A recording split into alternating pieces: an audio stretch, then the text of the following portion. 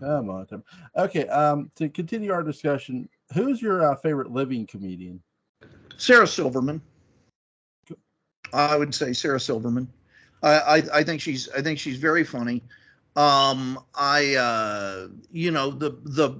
best as of a few years ago are unfortunately no longer with us. And that would be Bob Saget, Norm Macdonald, um, uh, uh, oh God, Wendell Willkie. No, he ran for president.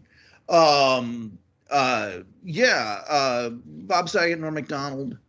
There was one other who died recently, and I can't remember who he was, but I guess that's shame on me. But yeah. What about you? I'm a huge Dennis Miller fan. Pittsburgh, PA guy. Dennis. Dennis got very weird politically, and there's a lot of challenge with Dennis Miller. I There was a period when I really thought I kind of liked his comedy because it was smart comedy and it had a political compass that was very different. But I think there's a certain point when the one must get out of the rabbit hole, and he kind of doubled down. That's a personal thing, but comedians are supposed to challenge the status quo, and there was a period of sort of that '90s, the early 2000s political correctness, where it did kind of need some challenging. And then I think with the solidification of Fox News and things like that, that very much became the mainstream voice of power.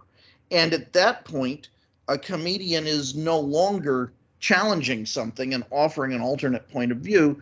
They're just part of the mainstream, and it seemed almost cruel.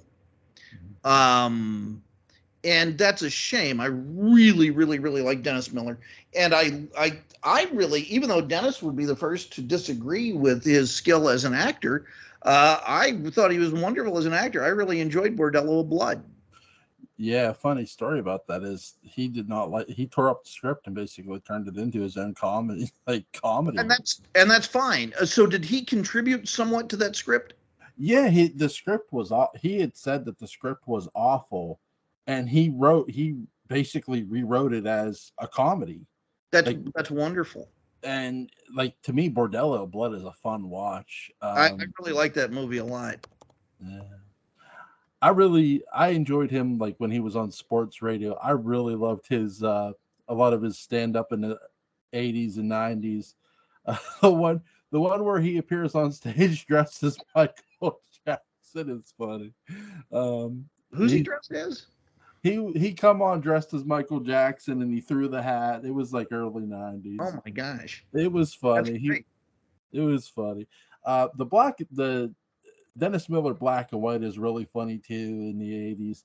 I loved his HBO show. I think that was one of the best talk shows ever. That and his comedy was awesome.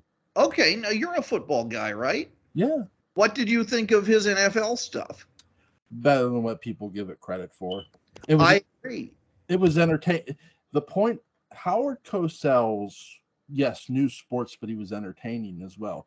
Dennis Miller was very goddamn entertaining. And I that's I'm sorry if I cut you off.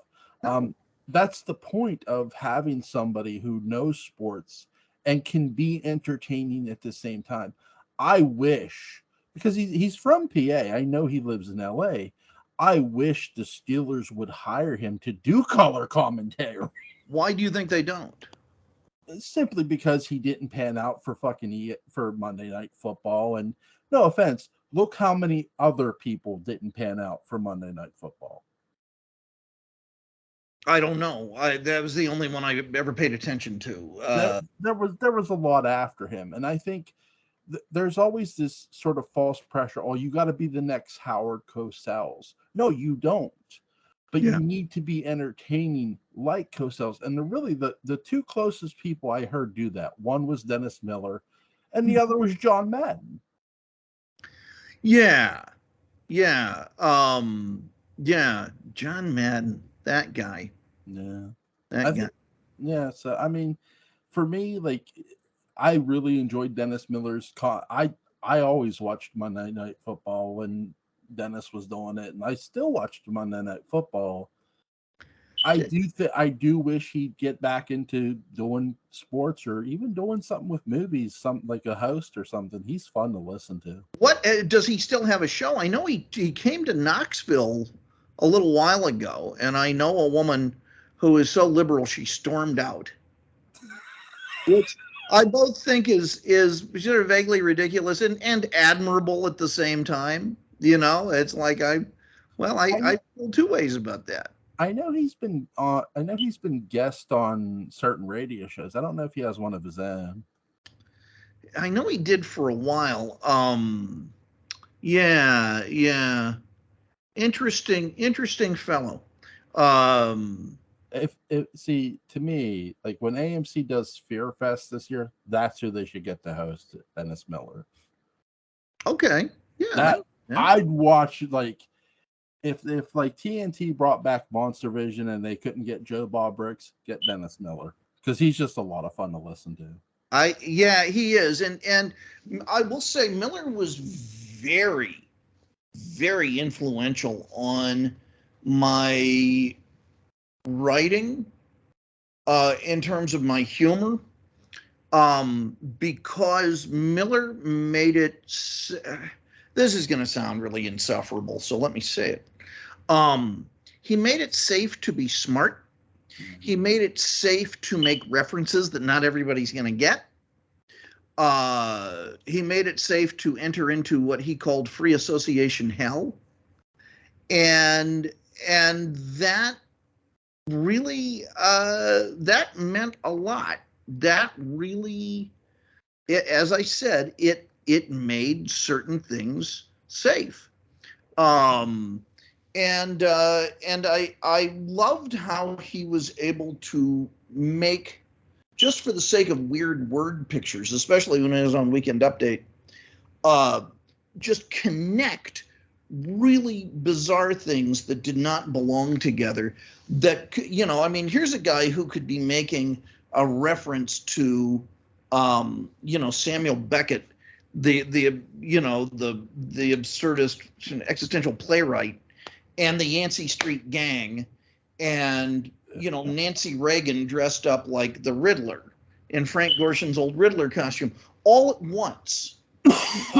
and I just thought, wow, there is really room for, having learned all of this nonsense, to make references to it, not to appear, oh, look at me, I'm so smart, I made a reference. Yeah. But rather, if it helps illustrate your point, then do it. Now, what if the whole audience doesn't know what you're talking about? Well, you know what you're talking about. And the thing that Miller's humor did, I think, is that it took, by him being able to make those connections, he wasn't necessarily making them for the audience. I think he's making them for himself, not in a self-indulgent way, but so that he can clarify his thinking more and more for whatever ultimate point he's going to make.